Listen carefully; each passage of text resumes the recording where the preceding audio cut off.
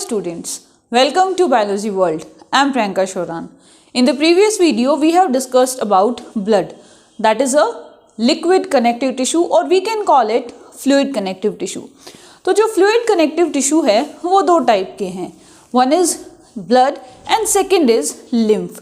तो ब्लड को उसके कंपोनेंट्स को हमने डिस्कस कर लिया था. आज हम पढ़ेंगे किसके बारे में? सबसे पहले लिम्फ के बारे में. तो लिम्फ क्या है? एक कलरलेस लिक्विड है. जैसे कि जो ब्लड है वो रेड कलर का, ब्रिक रेड उसका जो कलर होता है. क्यों होता है? बिकॉज आरबीसी प्रेजेंट होती है. आरबीसी में हीमोग्लोबिन प्रेजेंट रहता है और हीमोग्लोबिन में भी क्या है? आयरन प्रेजेंट है, जिसके कारण एक रेड कलर आता है. यहाँ पर जो लिम्फ है वो कलरलेस है. कलरलेस है इसका मतलब आरबीसी तो इसके अंदर होगी नहीं, तो आरबीसी नहीं है. बात करेंगे प्लाज्मा की, तो भाई प्लाज्मा तो होता है, प्लाज्मा तो होता है, प्लाज्मा प्रेजेंट होगा. That is why it's pale yellowish और we can call it colourless या वाइट लिक्विड भी इसको कह सकते हैं.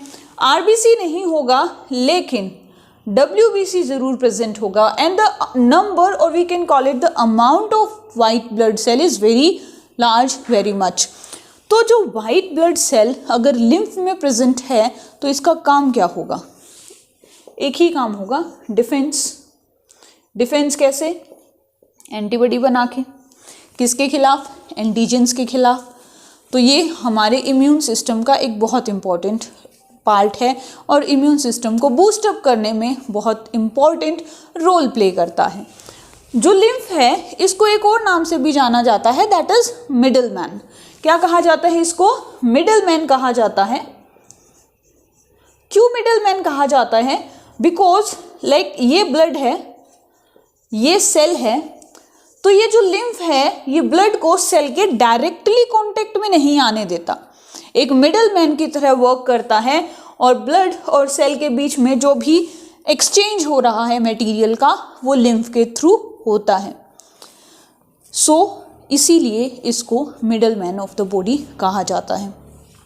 जैसे ब्लड वेसल्स में मूव करता है, फ्लो करता है, वैसे ही जो लिम्फ है वो लिम्फेटिक वेसल्स में और specially lymphatic capillaries, very thin जो वेसल्स हैं उनमें फ्लो करता है. हमेशा ब्लड वेसल्स के साथ साथ लिम्फेटिक वेसल्स भी मूव करती हैं, बट यूजुअली एक ही डायरेक्शन में मूव करती हैं. ये छोटा सा लिटिल बिट इंफॉर्मेशन था किसके बारे में? लिम्फ के बारे में, जो एक पार्ट है किस चीज़ का? फ्लूइड कनेक्टिव टिश्यू का.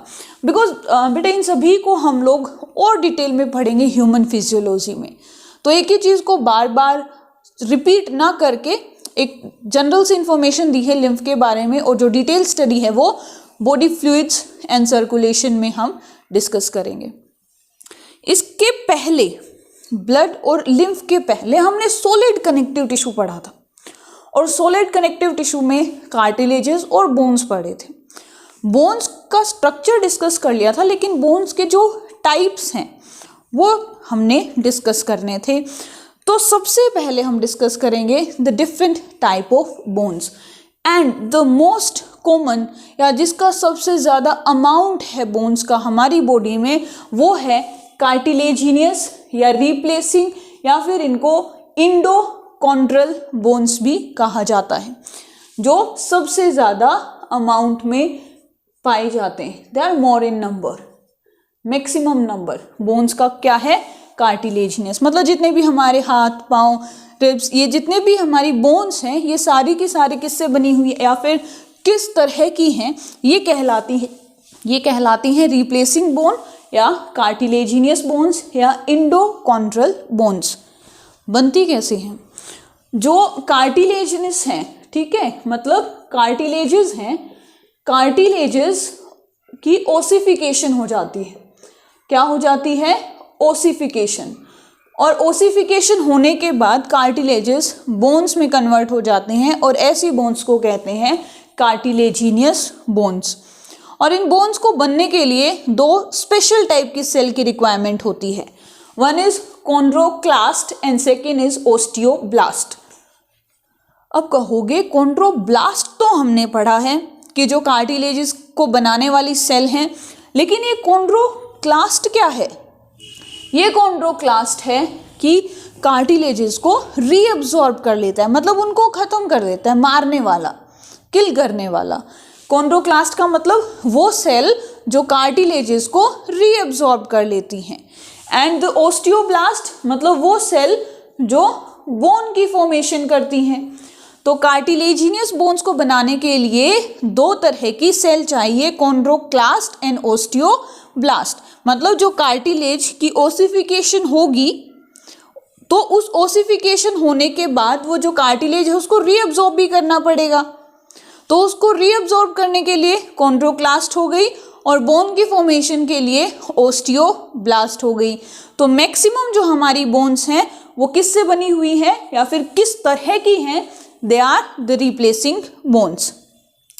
नेक्स्ट इज मेम्ब्रेनस बोन और डर्मल बोन। क्या है? मेम्ब्रेनस बोन और डर्मल बोन। जो हमारा कनेक्टिव टिश्यू है, और कनेक्टिव टिश्यू में जो डर्मिस है, क्या है? डर्मिस, उसकी अगर ओसिफिकेशन हो जाती है तो वो कहलाता है मेम्ब्रेनस बोन। क्या कहलाएगा? Membranous bone. कौन सी? Pubis, sternum, clavicle, nasal bones, ये क्या है? These are the dermal bones. क्या है ये? डर्मल बोन्स का एग्जाम्पल है। थर्ड जो है दैट इज सिस्मोइड बोन्स। क्या है? Sesamoid bones. यहाँ पर जो टेंडन्स हैं, ये याद रखना कि कार्टिलेज से कौन सी बोन बनेगी ओसिफिकेशन के बाद, डर्मिस से कौन सी बनेगी, टेंडन से कौन सी बनेगी। तो जो टेंडन्स हैं उनमें ओसिफिकेशन हो जाएगी और वो बोन्स की फॉर्मेशन करेंगे, और इस तरह की बोन्स कहलाती हैं सिस्मोइड बोन। और लार्जेस्ट सिस्मोइड बोन कौन सी है? दैट इज नी कैप, पटेला। क्या है? नी कैप, या फिर बोलेंगे इसको पटेला। तो ये कई बार पूछा जाता है बहुत सारे डिफरेंट कॉम्पिटिटिव एग्जाम्स में, जहाँ बायो आती है, नीट का भी हम कह सकते हैं, जो एक बेसिक सा क्वेश्चन है कि सबसे लार्जेस्ट सिस्मोइड बोन कौन सी है, सो दैट इज पटेला और knee cap. And the second example is the wrist bone, that is pisiform bone. तो ये किसका एग्जाम्पल है? सिस्मोइड बोन का। उसी के साथ कुछ स्पेशल पॉइंट्स भी या फिर कुछ स्पेशल टर्म्स हैं जो बोन से रिलेटेड रहते हैं, कि अगर हम लोग बोन्स को HCl में 3 डेज के लिए रख देंगे, किसमें? HCl में 3 डेज के लिए अगर रख देंगे तो क्या होगा? होना क्या है? मिनरल्स हैं वो सारे खत्म हो जाएंगे, बचेगा क्या? ऑर्गेनिक मैटर बचेगा, और ऐसी बोन को हम कहेंगे डीकैल्सिफाइड बोन। क्या कहेंगे? डीकैल्सिफाइड बोन। अगर बोन को सनलाइट में रख देंगे तो क्या होगा? कुछ नहीं होगा, सूख जाएगी, और उसको कहेंगे ड्राइड बोन। क्या बोलेंगे? ड्राइड बोन, अगर उसको सनलाइट में रखेंगे। लेकिन अगर बोन को KOH के साथ हम ट्रीट करते हैं तो क्या होगा? बहुत साफ सुथरी हो जाएगी, उसके ऊपर जितने भी मसल्स वगैरह कुछ लगे हुए हैं वो सब रिमूव हो जाएंगी, और जो बोन है वो बहुत ब्राइट हो जाएगी, और वो बोन भी क्या कहलाएगी? Bright bone. जैसे कि लैब के अंदर जो बोन्स रखी रहती हैं, साफ सुथरी सफ़ेद जो बोन्स आप देखते हो लेबोरेटरीज में, वो कौन सी बोन है? वो ब्राइट बोन है, and they are treated with KOH।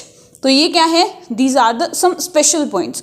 इसी के अलावा कुछ ऐसी बोन्स होती हैं जो रेयरली फाउंड होती हैं, मैन में, रैबिट में ये नहीं पाई जाती, क्योंकि जब हम ह्यूमन फिजियोलॉजी की बात करते हैं तो कहीं ना कहीं उसको रैबिट के साथ भी कंपेयर किया जाता है। तो ऐसी बोन्स जो रेयरली फाउंड होती हैं, ह्यूमन में, रैबिट में नहीं प्रेजेंट होती, और जो विस्ट्रल ऑर्गन से बनती हैं वो कहलाती हैं विस्ट्रल बोन्स। क्या कहलाती हैं? Visceral bones. Like OS cardia, जो डियर के हर्ट का वेंट्रिकल्स को जो वॉल सेपरेट करती है, दैट इज इंटरवेंट्रिकुलर सेप्टम, उसमें पाई जाती है। एग्जाम्पल याद रख लेना बस इसके। OS cardia that is found in the interventricular septum of deer's heart. Next is the OS palbrae that is found in the eyelid of the crocodile, and OS penis that is found in the penis of the rodents like rat, tiger and all that, and OS rostralis that is found in the snout of pig. तो ये क्या है, these are the visceral bones, मतलब जिसके भी आगे आपको OS लगा हुआ नजर आएगा वो क्या कहलाएंगी, विस्ट्रल बोन्स, और ये रेयर होती हैं, ह्यूमंस में नहीं पाई जाती। तो इसी के साथ जो हमारा कनेक्टिव टिश्यू है कंप्लीट हो चुका है। टाइप्स भी हो गए हैं कनेक्टिव टिश्यू के, जैसे एपिथेलियम के डिफरेंट टाइप्स पढ़े, कनेक्टिव के डिफरेंट टाइप्स पढ़े। तो अब जो तीसरा टिश्यू है कौन सा है, मस्कुलर टिश्यू, वो स्टार्ट हो जाता है। 9th क्लास में भी पढ़ा होगा मस्कुलर टिश्यू के बारे में, वही स्ट्रेटेड, अनस्ट्रेटेड, कार्डियक, ये सेम उसी को डिस्कस करेंगे। लेकिन उससे पहले एक मस्कुलर फाइबर, मसल फाइबर या सिंगल मसल का एक स्ट्रक्चर देख लेते हैं। ओरिजिन कैसा है मस्कुलर टिश्यू का, मेसोडर्मल। कैसा ओरिजिन है, मेसोडर्मल। तो ये जो स्ट्रक्चर है ये किसका स्ट्रक्चर है, एक मस्कुलर फाइबर या एक कंप्लीट मसल का स्ट्रक्चर है। और उस मसल को जो प्रोटेक्ट करती है, प्रोटेक्टिव शीथ जो है वो कहलाती है एपीमाइसियम। ये क्या है, एक प्रोटेक्टिव शीथ है जो इंटायर मसल को कवर करती है। उसके बाद आपको ये छोटे छोटे सर्कल्स नजर आ रहे होंगे, तो ऐसे बहुत सारे सर्कल्स प्रेजेंट रहते हैं, these are known as fasciculi. एक को क्या कहेंगे, फेसिक्यूलस, और सारे बहुत सारे हैं प्लूरल फॉर्म में इनको कहेंगे फेसिकुलाई। तो इन फेसिकुलाइज को जो प्रोटेक्ट करती है that is known as perimysium. ये वाली जो आउटर मेम्ब्रेन है या आउटर शीथ जो है, प्रोटेक्टिव शीथ। उसके बाद ये जो छोटे छोटे सर्कल्स नजर आ रहे हैं ये क्या है, ये है मसल फाइबर्स, और इन मसल फाइबर को जो प्रोटेक्ट कर रही है वो कहलाती है इंडोमाइसियम। क्या कहलाती है, इंडोमाइसियम।